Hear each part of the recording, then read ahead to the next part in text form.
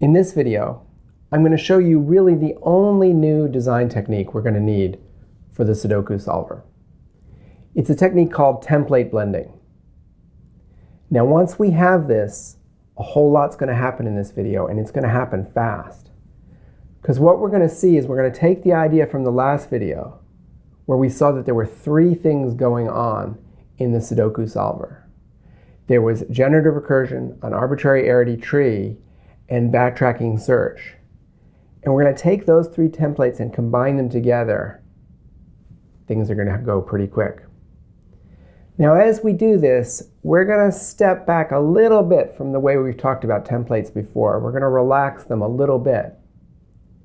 But the fundamental idea underlying templates isn't going to change at all. Because what templates have always been from day one is they were the answer to a very simple question, which is, given what I know about what this function consumes and what it produces and basically what it does, how much do I know about the form of the function before I start on the details? Templates have always been that. They've been the outline or the backbone or the sketch of the function. And they're going to be that here too. But in order to put three of them together, we have to relax just a little bit to make that work. Here we go. Now I'm in Sudoku Starter. You've seen this before. You've seen all the data definitions.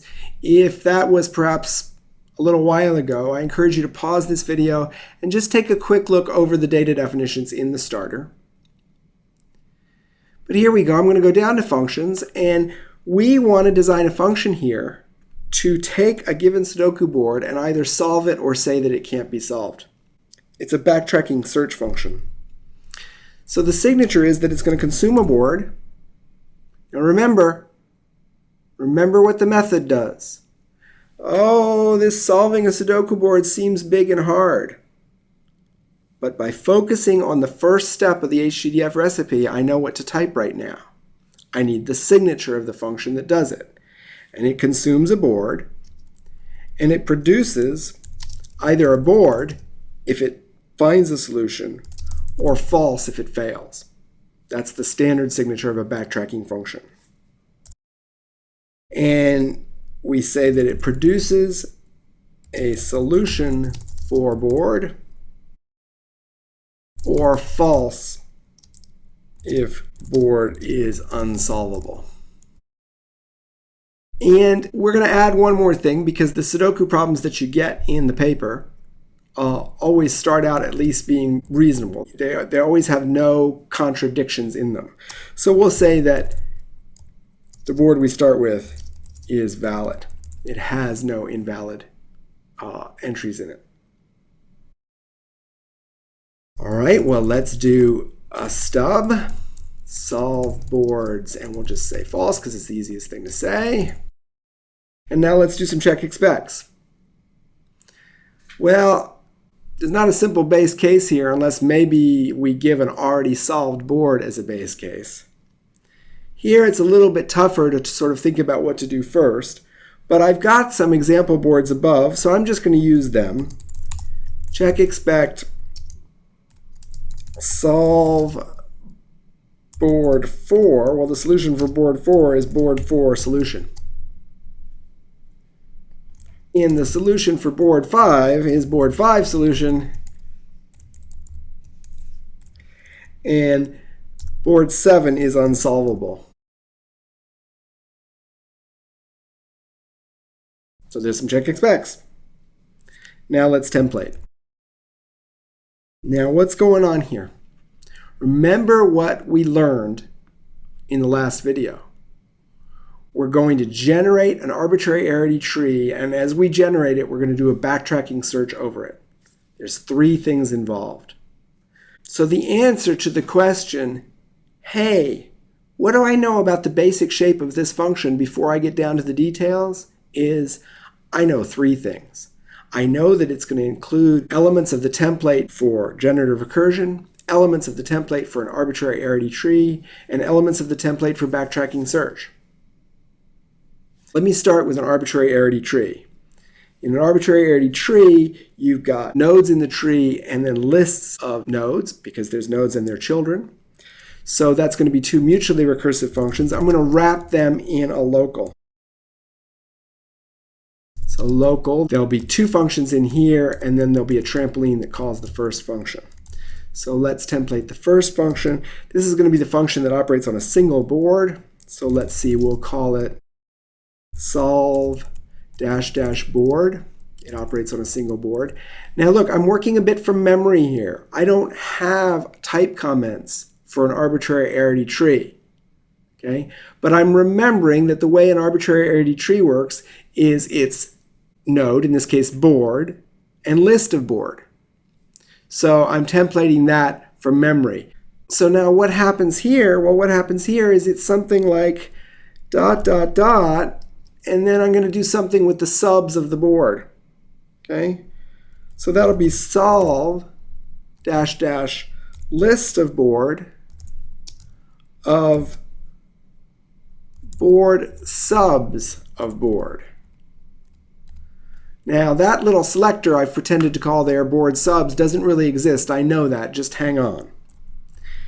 And then the other function is going to be something like, I'm templating still, solve -- list of board,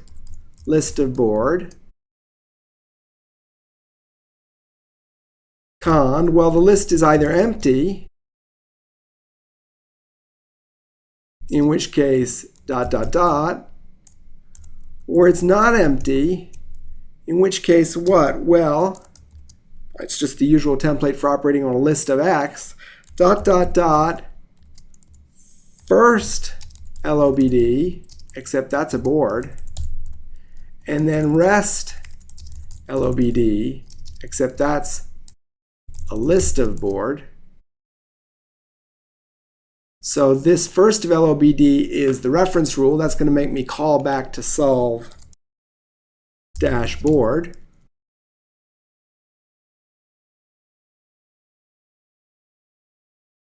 And rest LOBD is list of boards, so that's a self-reference. Solve -- LOBD. And I didn't quite name this function right. Let me just get my parens first.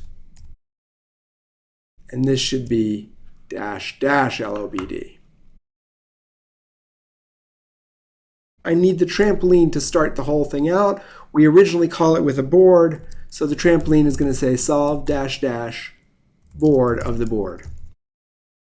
So again, that's templated according to the arbitrary arity tree, but that's not the only thing that's going on. There's also generative recursion going on.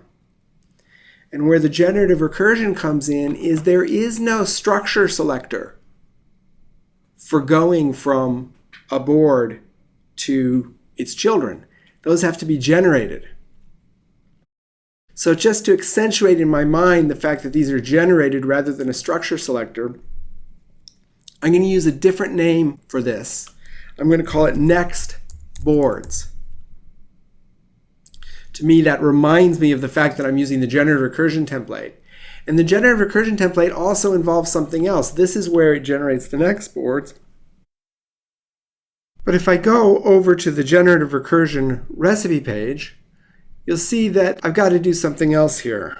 And here's the next problem. That's why I named that function next boards. But I've got to test, am I done? I've got to do the trivial test.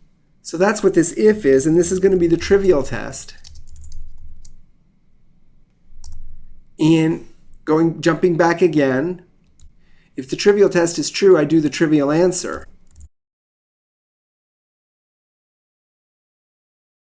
But just as I picked a better name for next boards, let me pick better names for these two. What is the trivial test? How do I know I'm done? Well, remember, we're only putting valid boards in the tree, right? Because we talked about we're going to throw out the invalid boards. So we're done if we ever get to a board that's full, because every board we leave in the tree is valid. So if it's full, it's actually a solution.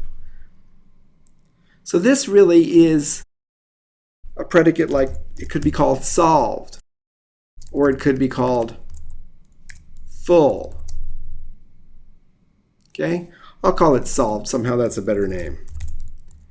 If a board is solved, then what do? Well, then the trivial answer is even more trivial than this. The trivial answer is just to produce the board. I'm still templating, but I'm doing a little bit more than templating because I simplified that call to trivial answer and I picked a better name for solved. So I'm a little bit more than templating. So now look at what I've got. I've got arbitrary tree traversal. Here I'm kind of underlining that part in blue. And I've also got the generative recursion template. I'm underlining that in red. I still have to do the backtracking search. Well, what do we have to do for the backtracking search part of it? Well, I'll jump back over to the design recipes page. And let's see, I'll go to design recipes and I'll go to backtracking search. And let's see, this second version of it is the one we use when we've got local. And basically what backtracking means is that when we fail, we produce false. And we first try the first child. And if the first child succeeds, we produce that. Otherwise, we try the next child. So I'll go put that behavior into the template we've been building up. If we run out of choices, we're going to produce false. Otherwise, what are we going to do? Well, this thing here, I'll pick that up. We're going to say local define try that thing. So that means go try the first child.